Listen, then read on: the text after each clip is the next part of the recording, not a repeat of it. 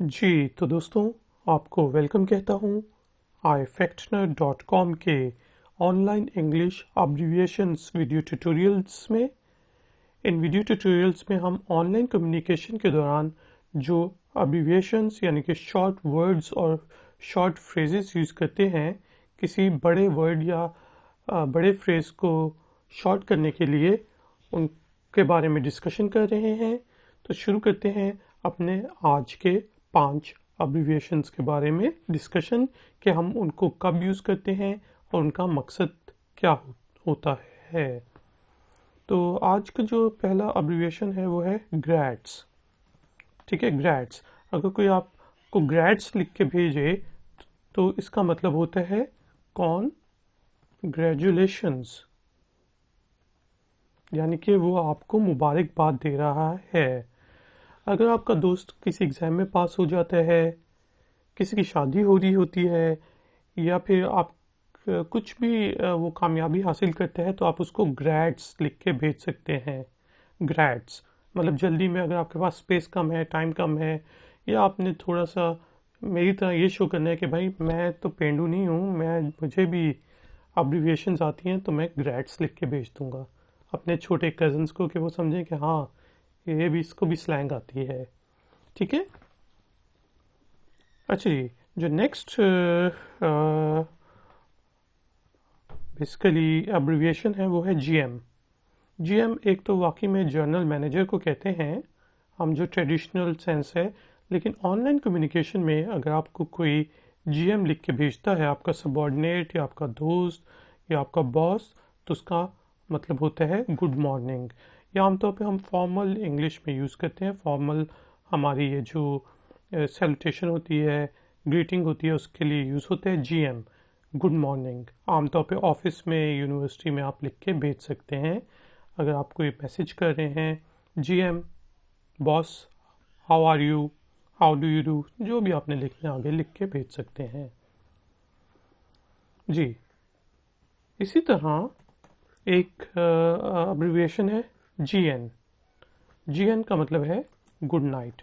आप किसी के साथ आधी रात को चैटिंग कर रहे हैं, ठीक है, एकदम आपकी अम्मी आ जाती हैं, तो आप जल्दी से मैसेज करें जीएन, गुड नाइट, कि मतलब कल बात करेंगे, गुड नाइट, फंस गया हूँ मैं या फंस गई हूँ।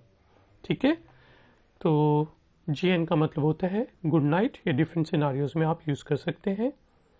जब किसी को शब बखैर कहना हो, ख़ास तौर पे आपने इजाज़त लेनी हो, आपने कम्युनिकेशन ख़त्म करनी हो। अच्छा जी, एक होता है हाथ, हैंड, और एक होता है हैंड।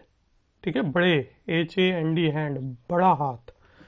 ठीक है, अगर कोई आपको लिख के भेजे हैंड, ठीक है, तो उसका मतलब ये नहीं होता कि वो आपको कह रहा है कि कोई हाथ शाथ मारूंगा, कुछ हाथ है।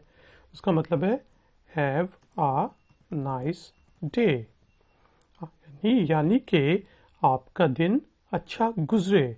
Have a nice day, hand.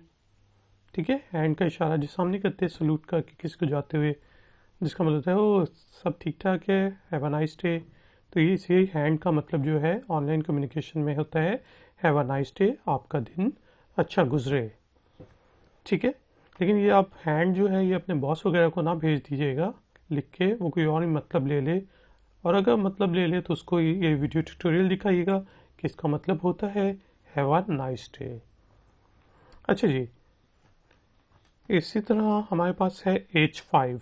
H5 की अब्रीविएशन जो है, H5 जिस चीज़ का अब्रीविएशन है उसका मतलब वो है हाई फाइव। ठीक है, आपने देखा होगा कि लोग जो हैं ताली बजाते हैं कि अपना हाथ ऊपर खड़ा करके कहते हैं हाई फाइव, तो दूसरा अपना हाथ से उसके साथ ताली मारता है। जब भी कोई आप अच्छा काम करते हैं, गुड जॉब करते हैं, तो उसको हाई फाइव करते हैं। प्लेयर्स जो हैं क्रिकेट में आपने देखा होगा कि वो दोनों हाथों से हाई 10 करते हैं। एक हाथ से करते हैं जब ताली मारते हैं तो वो हाई फाइव होता है।